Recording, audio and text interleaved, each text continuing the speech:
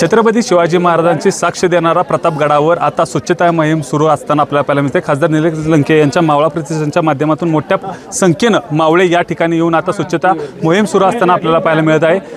पाऊस असताना देखील, त्याचबरोबर दाट धुका असताना देखील लंके साहेब त्याचबरोबर त्यांचे कार्यकर्ते स्वच्छता मोहीम करताना आपल्याला पाहायला मिळतात। काय सांगाल, स्वच्छता मोहीम आज प्रतापगडावर सुरू आहे? खऱ्या अर्थाने छत्रपती शिवरायांचं नाव घेऊन समाजकार्य असो, राजकारण असो किंवा कुठलंही शुभ कार्य आपण करत असतो आणि त्या छत्रपती शिवरायांच्या गड किल्ल्यांची दुरावस्था आपल्याला पाहायला मिळत आहे आणि ते गड किल्ल्यांचं संवर्धन झालं पाहिजे, स्वच्छता त्या ठिकाणी राहिली पाहिजे आणि छत्रपती शिवरायांचा विचार, छत्रपती शिवरायांची प्रेरणा अखंड जोपर्यंत चंद्र सूर्य आहे तोपर्यंत राहायला पाहिजे, यामागे ही हेतू आहे। आणि आपण टीका टिप्पणी करण्यापेक्षा आपण प्रत्यक्ष ठिणगी म्हणून काम केलं पाहिजे। त्यामुळे आम्ही छत्रपती शिवाजी महाराजांच्या जयंतीच्या निमित्ताने जयंतीचं औचित्य साधून ही मोहिमेला सुरुवात केलेली आहे। आज ही 6वी मोहीम आहे। त्यामुळं स्वच्छता संवर्धन होत असताना शिवविचारसुद्धा प्रत्येकाच्या मनामनापर्यंत जातो, यामागे एक समाधान वाटतं। साहेब, आई भवानी चरणी काय प्रार्थना केली, काय साकडं मागलं? आई भवानीच्याकडे एकच साकडं मागणं केलं की माझ्या शेतकरी बांधवाला, माझ्या गोरगरीब जनतेला सुखी समाधानी ठेव, ही या आई भवानीला प्रार्थना केली आणि दुर्जनांना सद्बुद्धी देऊ, ही सुद्धा मी आई तुळजाभवानीला प्रार्थना केली। मराठा समाजाचं आंदोलनाचं आता 27 तारखेवरून 29 तारखेवर गेले, मोठ्या प्रमाणावर मराठा समाज आता मुंबईकडे रवाना होणार आहे, कसं बघता याकडे? शेवट सरकारने ह्या अनेक दिवसापासून आरक्षणाचा मुद्दा प्रलंबित ठेवलेला आहे, त्यावर कुठंतरी मार्ग काढला पाहिजे आणि त्यावर एक ठोस मार्ग काढून प्रत्येकाला न्याय दिला पाहिजे, यामागे ही महत्त्वाची भूमिका आहे। त्यामुळे सरकारने आता आंदोलनं ह्या गोष्टीला सामोरं न जाता शिष्टमंडळ घेऊन मिटिंगा न करता त्यावर ठोस निर्णय दिला पाहिजे। साहेब, केंद्रामध्ये तुम्ही आहात, वोट चोरीचा मोठा मुद्दा हा गाजताना पाहायला मिळतो आहे। आंदोलनात होता तुम्ही, सातारा जिल्ह्यामध्ये देखील माजी मुख्यमंत्री पृथ्वीराज चव्हाण यांच्या घरातल्यांवर आरोप झाला, त्यांच्यावर आरोप झाला की तुमचं दुहेरी मतदान होतं तिथं, कसं बघता याकडं?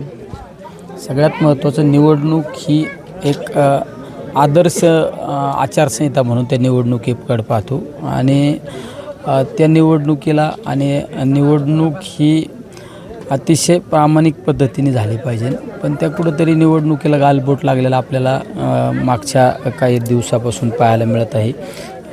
दिल्लीमध्ये प्रथमतः इतका मोठ्या स्वरूपात 300 खासदारांनी निवडणूक आयोगावर मोर्चा काढला, त्यामध्ये वोट चोरी असो, EVM घोटाळे असो, या सगळ्या गोष्टी शंकास्पद आहेत।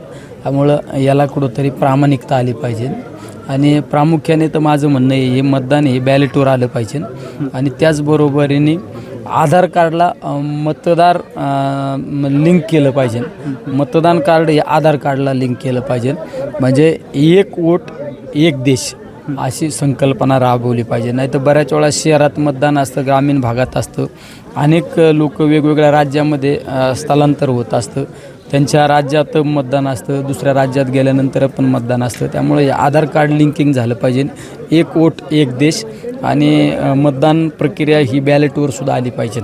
शेवट निवडणूक आयोगाने या गोष्टी मान्य केल्या पाहिजे आणि निवडणूक आयोगाचं कुणी जर चुकीच्या पद्धतीने कुठले पक्ष पार्ट्या समर्थन करत आहात तर ते सुद्धा चुकीचे आहे। साहेब, ओला दुष्काळ जाहीर करावा यासाठी शेतकरी मागणी करतोय, मोठ्या प्रमाणावर शेतकऱ्यांच्या खरीपाच्या पेरण्या झाल्या नाहीत, आता रब्बीच्या पेरण्या देखील रखडल्याचं आपल्याला पाहायला मिळते। पाऊस थांबेना, शेतकरीच्या हातबल झाला आहे, पण प्रशासन कुठलं लक्ष देत नाही, सरकार याकडे कुठलं लक्ष देत नाही? सरकारची शेतकऱ्यांच्या बाबत असो किंवा बेरोजगारांच्या बाबत असो एक उदासीनता आपल्याला नेहमी पाहायला मिळत आहे। शेतकऱ्यांच्या बाबत ओला दुष्काळ त्यांनी जाहीर केला पाहिजे आणि शेतकऱ्यांना तात्काळ मदत केली पाहिजे। बऱ्याच वेळा काय होतं, ओला दुष्काळ जाहीर केला जातो, महसूल यंत्रणेला सांगून, महसूल यंत्रणा असो किंवा कृषी यंत्रणेला सांगून पंचनामे केले जातात, ते फक्त कागदाव त्याला प्रत्यक्षरित्या लोकांना मदत मिळाली पाहिजे, हे सगळ्यात महत्त्वाचं आहे. त्यामुळं सरकार याबाबत सरकारचं दुर्लक्ष होत आहे. त्यामुळं माझी आपल्याद्वारे सरकारला एक विनंती करतो की आता तरी शेतकऱ्यांसाठी आपण जागरूक झालं पाहिजे आणि शेतकऱ्यांना मदत केली पाहिजे. हे होते खासदार निलेश लंके साहेब यांनी शेतकऱ्यांना मदत केली पाहिजे, त्याचबरोबर सरकारनं जागा व्हावा असं देखील सांगितलं आहे. कॅमेरामॅन ओमकारसह वैभव बोडके, ABP माझा, सातारा. ABP माझा, उघडा डोळे बघा नीट.